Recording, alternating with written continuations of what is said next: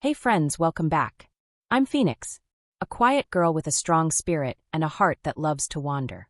Life has taught me how to be strong, not with loud battles but with soft persistence. Through every challenge, I collect stories, and here, I share them with you. So take a deep breath, in and out. Let's begin today's journey together. Tonight, I want to talk to the version of you that feels tired. Not the physically tired kind, but the soul tired, though I've tried so many times kind. Maybe you've failed once. Or twice. Maybe you feel like you've lost your chance. Or maybe you're just too afraid to start again. Because the last time, it broke something in you. I see you. And I want to whisper something to that tender place in your heart. You're allowed to begin again. In fact, life is made of beginnings. Not just the big ones, but the quiet ones too. The first deep breath after crying.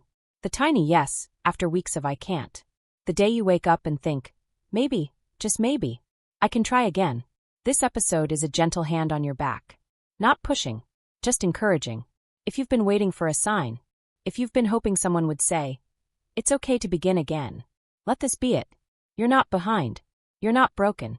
You're just in the middle of becoming. So tonight, let's talk about courage. Not the loud kind, but the quiet bravery it takes. To start over when no one's clapping. And no one's watching. But first, thank you. For showing up. For pressing play. For giving yourself this moment. It's not easy, but you're here. And that means something beautiful has already begun. Let's walk this path together. The other day, I was sitting in a little corner cafe. The kind with cracked wooden chairs and the smell of burnt coffee beans in the air. Outside the window, it had just rained. You know that soft moment after a storm, when the world feels quieter, like it's holding its breath. That's when I saw her. A girl in her 20s. Standing at the edge of the sidewalk with a small leather notebook in her hands. She flipped through the pages slowly, like she was reading a memory. Her fingers paused. And then, she tore out a page. Not angrily. Not sadly.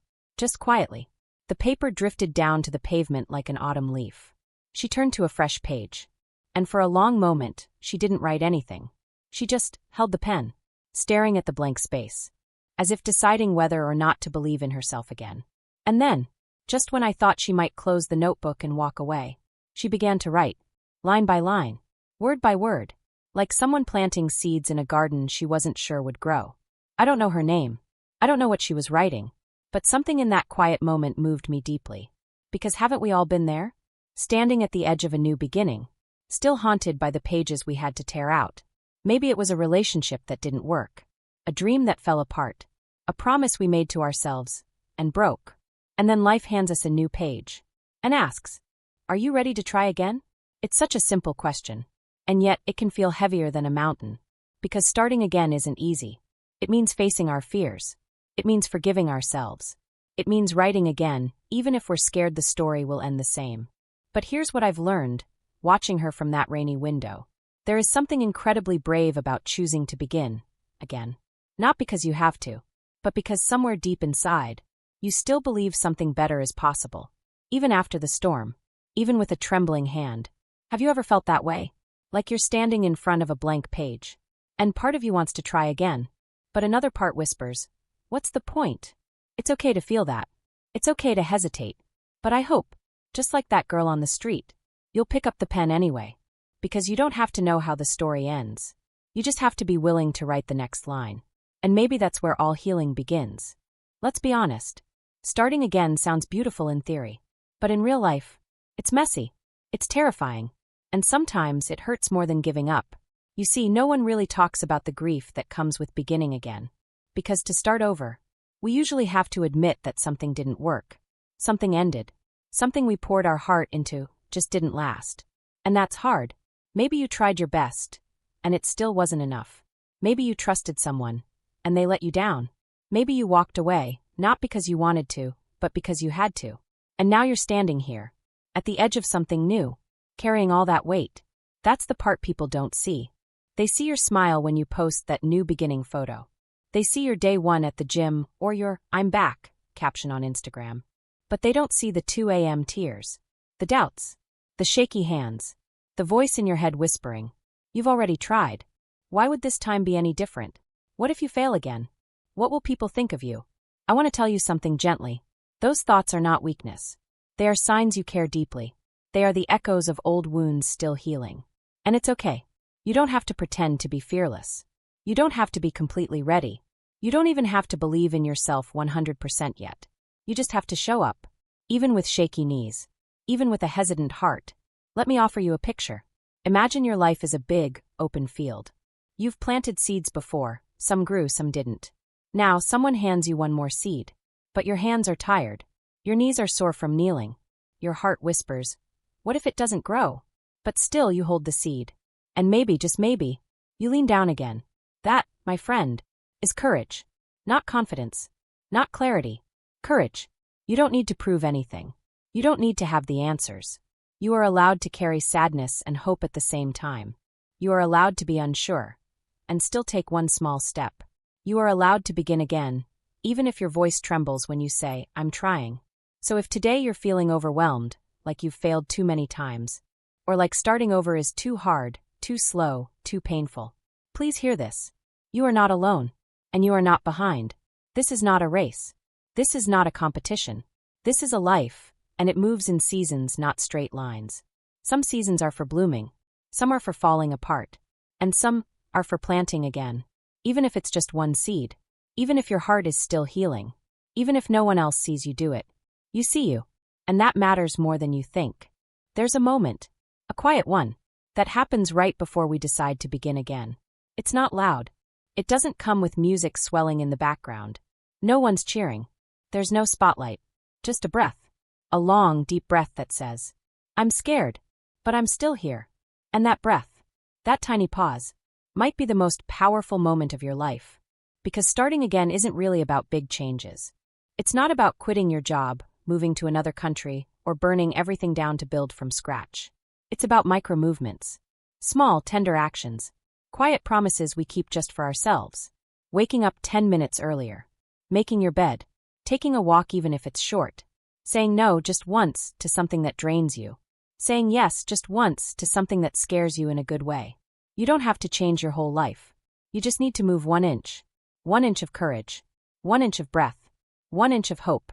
Because those tiny inches, they add up. They carry you out of the darkness. Not all at once, but steadily. Like dawn brushing light across the edges of the sky. We tend to think that transformation is dramatic. That we need to feel ready. That we need to be full of fire. But most healing begins in the quiet. In moments when you do something kind for yourself, even when you don't feel worthy. In moments when you speak gently to your reflection, even if your heart still hurts. In moments when you whisper, I'm not okay, and then still go make tea. That's where the shift begins. Not in the grand, but in the small. Let's try something together right now. Close your eyes, or just soften your gaze. Take a slow breath in, and let it go. Now ask yourself softly, what's one tiny thing I can do today to love myself forward? Just one thing. Maybe it's brushing your hair. Maybe it's replying to that email. Maybe it's putting your phone away for 10 minutes and sitting outside. Maybe it's drinking water or stretching or journaling just one sentence. Whatever it is, let it be small enough to actually do. Small enough to feel kind. Small enough that your body doesn't resist. You don't have to leap. You don't have to fly. You just have to move 1 inch. And then one more. And then one more. And one day you'll look up and realize you're not where you were anymore. You've already started again. Not with a bang, but with breath. And isn't that the most human way to begin? Soft, scared, and still choosing to move, choosing to care, choosing to believe in life again, even if only a little. So if you're wondering where to begin small, begin gently, begin now. And remember, you don't have to be ready. You just have to be willing. Here's the truth I want to leave with you tonight. Something I've learned the hard way, again and again. You don't begin again because you failed. You begin again because you're still growing. That changes everything, doesn't it?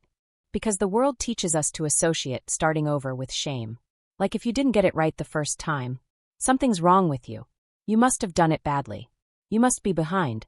But that's not how growth works. Not in nature. Not in healing. Not in becoming. Have you ever seen how a tree grows? It doesn't shoot straight into the sky in one clean line. It bends. It twists. It gets struck by storms. It loses limbs. It drops its leaves. And still it grows. Still it reaches for the light. There's no shame in beginning again. It means something inside you still believes in more. Still wants to learn. Still wants to live. Beginning again isn't giving up. It's giving yourself another chance. It's saying, I may not know how this ends, but I believe I'm worth the journey. Let me tell you a small story. Last year, I planted herbs in a few clay pots on my windowsill. I'm not great with plants. I often forget to water them. And sure enough, by the end of summer, the basil was limp, the rosemary dry. I almost threw them away. I told myself, well, that's done. But something in me paused. And instead, I trimmed the stems. I cleared away the dead leaves. I added new soil. Watered them gently. Put them back in the sun. Weeks passed. Nothing happened. And then, one morning, I saw the tiniest green shoot. And then another. And another. That basil plant is still growing. And every time I see it, I think, life always wants to come back, if we give it a little space. And so do you. You're not too late. You're not too far gone. You haven't missed your moment. If your heart is still beating, if your lungs still rise and fall, then your life is still unfolding. Every time you start again, you prove that your story isn't finished. You turn a page and write something new. So here's the truth again one more time, just in case you need to hear it. Beginning again isn't failure. It's a sacred form of hope. And it's one of the most beautiful things a human being can do. Let's slow down here, because this part is important. You see, most of us grow up believing that starting again means we failed. That if we were strong enough, smart enough, or good enough, we wouldn't need to reset. We'd just keep going, keep achieving, keep climbing. But what if that's a lie? What if starting again isn't weakness, but wisdom? What if it's not a fallback plan, but a holy pause? A sacred kind of knowing that says, this path no longer feels like home. I don't know the next one yet, but I'm willing to go find it. That shift, from shame to softness, can change everything. Let's reframe it together. Try saying this. I'm not lost. I'm listening. I'm not quitting. I'm healing. I'm not starting from nothing. I'm starting from experience, growth, and grace.